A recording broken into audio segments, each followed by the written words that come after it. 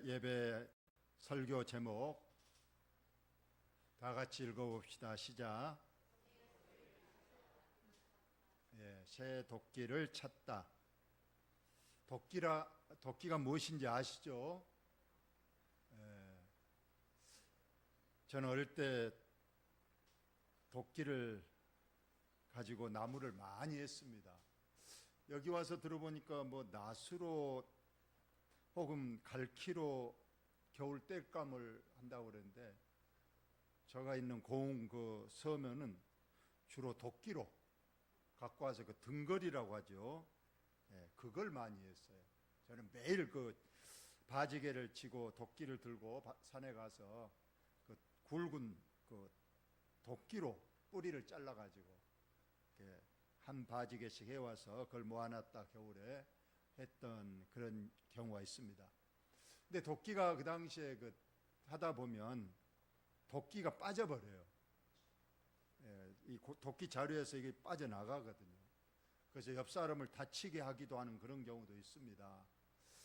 그래서 도끼에 안 빠지게 하려고 거기다 뭐 고무를 끼운다든가 못을 박는다든가 그렇게 하는 경우도 있었습니다만은, 오늘은 그 새 자루에서 새 도끼가 빠져서 깊은 물속에 빠져버려서 도끼를 잃어버렸다가 찾는 그런 내용입니다. 어떤 할머니가 강주에 사셨는데 자식들이 서울에 있어서 이제 자식들이 어머니를 이제 모시고 서울로 데려가서 한 며칠 있다가 다시 강주로 이제 내려오는데, 어머니가 한 번도 비행기를 안 타봤다고 그래서 비행기를 태워서 강주로 가시게 했답니다. 그래서 할머니가 이제 처음으로 비행기를 타보는 거죠. 그래서 이제 비행기 입구까지는 자녀들이 이곳에 가시면 비행기 표가 있으니까 가면 자리에 앉아서 강주에 내리시면 바로 택시 타고 집으로 가시면 됩니다. 알려줬대요.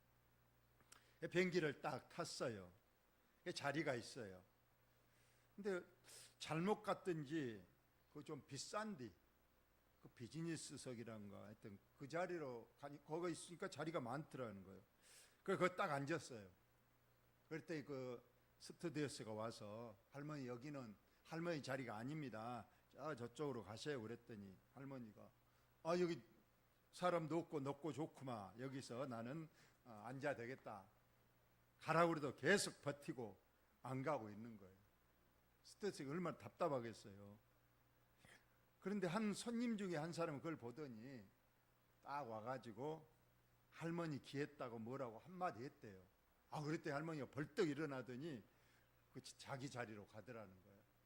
그래서 스튜디오스가 도대체 할머니 기했다고 뭐라고 말했겠니? 저렇게 할머니가 그렇게 우리가 가라고 해도 안 갔는데 저렇게 갑니까? 그랬더니 제가 할머니 기회 대고, 할머니 이 자리는 제주도로 가는 자리입니다.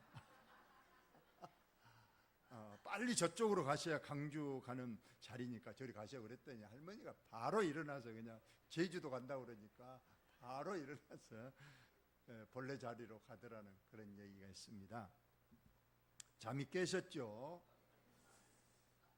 자, 봅시다. 오후 설교 길게 안 합니다. 여러분 잘 들으시고, 오늘 또 하나님이 우리에게 주시는 교훈과 하나님이 주신 말씀이 있는 줄로 믿습니다. 선지자의 제자들이 엘리사에게 이르되, 보소서 우리가 당신과 함께 거주하는 이곳이 우리에게 좁으니. 지금 엘리사 선지자가 거기도 지금 신학교가 있어요. 거기에서 이제 선지자의 제자들이라는 건 오늘날 말하면 신학생이죠. 거기서 말씀도 배우고 선지자로서의 갖출 교양과 덕목을 배우는 그 조그마한 이제 집을 지어서 신학교를 운영하는데, 이제 학생들이 많이 오다 보니까 그 신학교가 좁았다는 거예요. 적었습니다. 그래서 우리가 요단으로 가서 거기서 각각 제목을 가져다가 그곳에 우리가 거주할 처소를 세우사이다. 이건 너무 좁으니까 요단강 가에는 이제 큰 나무들이 있으니까 그 나무 베어다가 새로운 큰 신학교를 한번 만듭시다. 이렇게 지금 말하는 내용이에요. 그러자 엘리사가 들어보니 맞는 말이에요. 이것이 너무 좁고 학생들이 많으니까 이제 요단강가에 신학교를 세우려면 나무를 가져다가 세워야 되니까 나무를 이제 배로 가는 겁니다. 그런데 그 신학생 중에 한 사람이 말합니다. 당신도 우리와 함께 갑시다. 그렇게 말했어요. 우리만 갈 것이 아니라 주의 종 선지자 엘리사 당신도 우리와 함께 가서 함께 기도해 주시고 함께 거들어 주면 좋겠습니다. 말하니까 엘리사가 그래 나도 같이 가자. 이렇게 해서 엘리사와 신학생들이 나무를 베려고 요단강으로 갔다는 겁니다. 드디어 그들이 함께 가니라 무리가 요단에 이르러 나무를 뱄다. 그 당시에는 뭐 톱이 있었겠습니까? 다행히 그 당시도 도끼는 있었는 모양이에요. 그래서 나무로 지금 그 밑에는 강물이 흐르고 그 강가에 지금 나무가 있는데 그 나무를 이제 도끼로 베는 겁니다. 한 사람이 나무를 도끼질 하는데 그만 쇠도끼가 자루에서 빠져서 물에 떨어져 버렸습니다. 요단강은 상당히 깊죠. 들어가서 건져낼 수가 없었다고 했어요. 얼마나 안타깝게도 지금도 우리 때도 참 도끼가 귀한 그런 시대인데 그 당시 도끼가 이제 잊어버렸는데 그러니까 이 선지 신학생 하는 사람이 내 주여 이는 빌려온 것이니이다. 내 것도 아니고 빌려온 것인데 이렇게 잃어버렸으니 이걸 어찌합니까? 이거 큰 걱정거리 난관에 닥친 겁니다. 이걸 어떻게 해결할 것인가? 하나님의 사람 즉 엘리사가 말합니다. 이르되 어디 빠졌느냐 하매 그곳을 보여준지라. 저곳에 여기서 도끼자가 이렇게 빠져서 저 지점으로 지금 도끼가 빠졌는데 저 물소공 깊습니다. 지금 그러는 거죠. 사람이 들어갈 수는 없는 곳입니다. 그러자 주의 종 엘리사가 나뭇가지를 베어서 나무 옆에 있는 나뭇가지를 하나 베어가지고 물에 던졌다고 했습니다. 물에 던졌다. 그랬더니 쇠도끼가 떠올랐다. 여러분 새가 물에 뜨는 게 정상이에요? 안 뜨는 게 정상이에요? 뭐 나뭇가지 던진다고 해서 쇠가 뭐 나무처럼 떠오르겠습니까? 그런데 엘리사가 나뭇가지를 던졌더니 가라앉았던 쇠도끼가 붕 떠오르는 겁니다. 이르되 너는 그것을 잡으라 하니 그 사람이 손을 내밀어 그것을 잡았다. 잃어버린 쇠도끼를 다시 찾았다는 겁니다. 이거 안 떠올랐다면 잊어버렸으면 남의 것인데 그거 상당히 비쌀 것인데 큰 걱정거리고 큰 문제거리였는데 순식간에 엘리사가 만약 안 왔더라면 뭐 쓸 뻔했어요. 다행히 같이 와서 해결을 했습니다. 물론 우리는 여기서 나뭇가지로 인해서 떠올랐다. 이건 기적이고 그것은 하나님이 베풀어 주신 일일 겁니다. 과연 이 기적을 통해서 하나님께서는 우리에게 무슨 교훈을 주시려고 하는가? 간단하게 말씀하고 말씀을 마칩니다. 저와 여러분도 귀중한 것을 잃어버릴 때가 있습니다. 뭐 물질을 잊어버리는 것은 적게 잃은 것이고 건강 잃어버리면 전부를 잃은 것과 마찬가지입니다. 건강을 잃어버렸다든가 혹은 물질을 잃어버렸다든가 자녀를 잃어버렸다든가 여러 가지 여러분들이 잃어버린 것이 우리가 인생 살다 보면 생길 때가 있다는 거예요. 마치 열심히 일하다가 쇠도끼가 빠져서 물속에 빠진 것처럼 잃어버린 경우가 있습니다. 비단 이런 유형적인 것만 잃어버린 것이 아니고 어떤 사람은 기쁨을 잃어버리고 사는 사람이 너무 많습니다. 돈은 있는데 뭐 부족한 것이 없는데 얼굴이 펴지지 않고 늘 슬픔 속에 잠겨 있고 늘 애로움 속에 그렇게 사는 사람도 있습니다. 기쁨을 잃어버렸어요. 감사도 잃어버리고 행복도 그래서 잊어버리고 사는 사람이 얼마나 많습니까? 또 우리 성도들 중에는 믿음을 잃어버린 사람도 있어요. 가장 중요한 믿음을 잃어버리고 사는 사람. 혹시 저와 여러분 중에 지금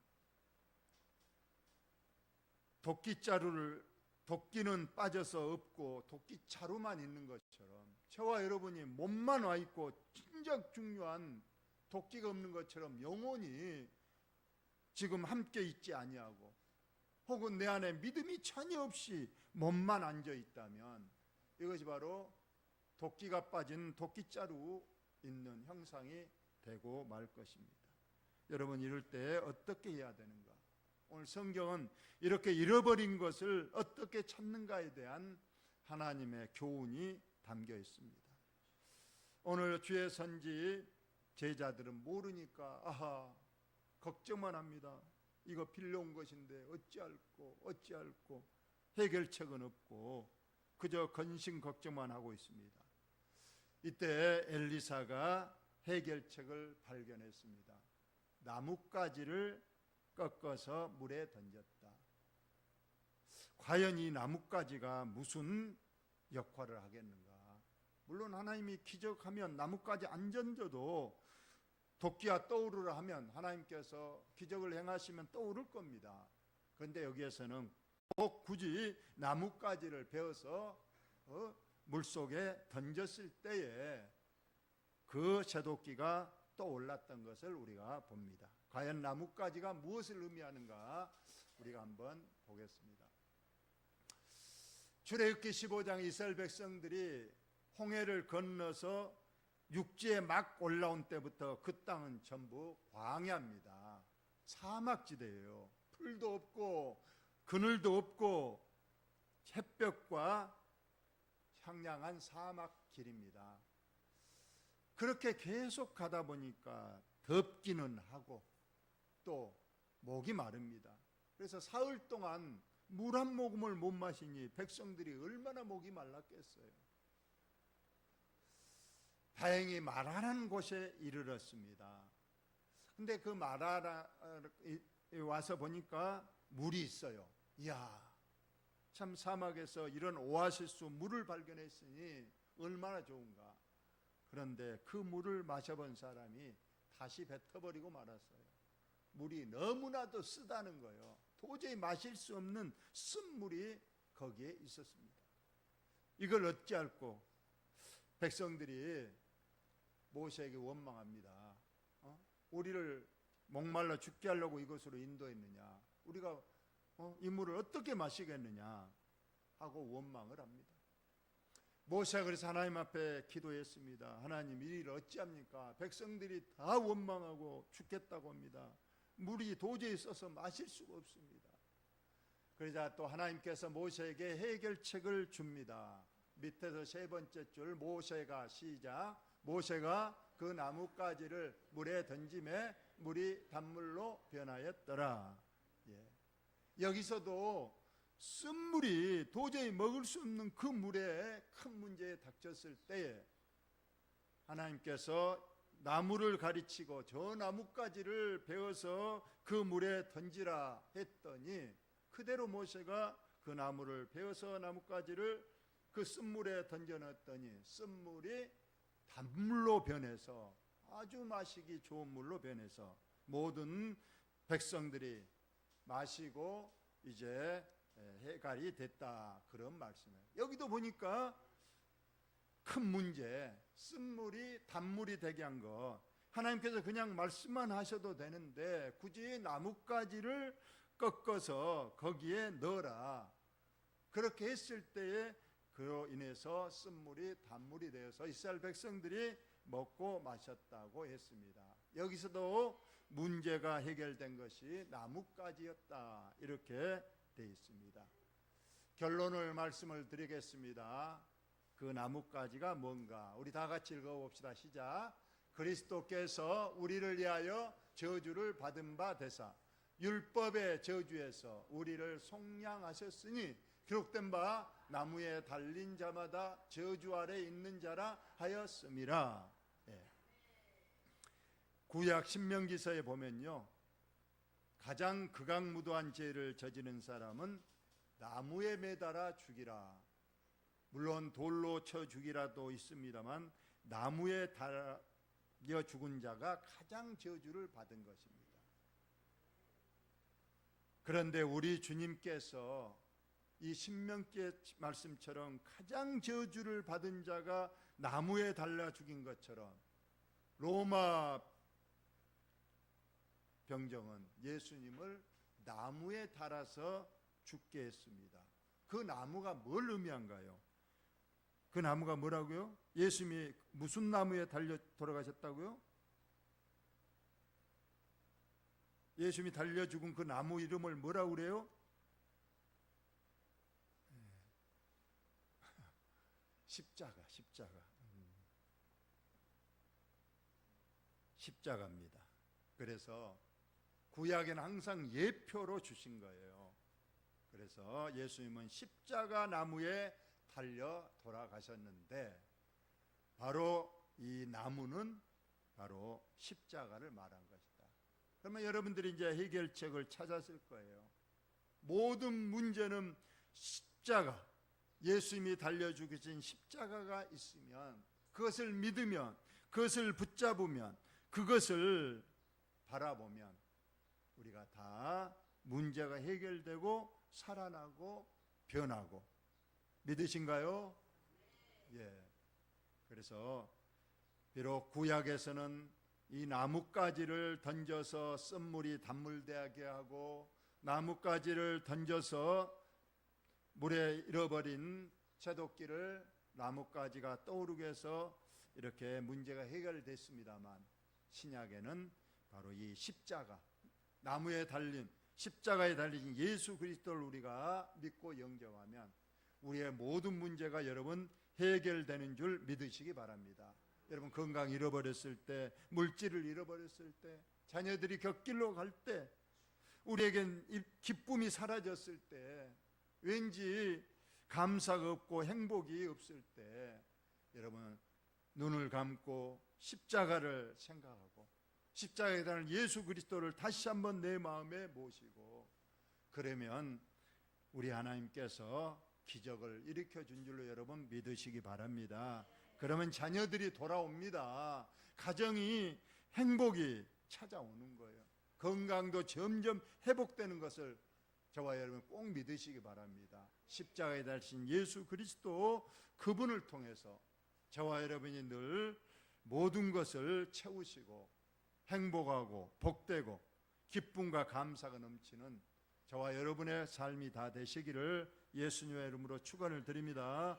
하나님, 우리 아버지, 오후 예배를 또 드리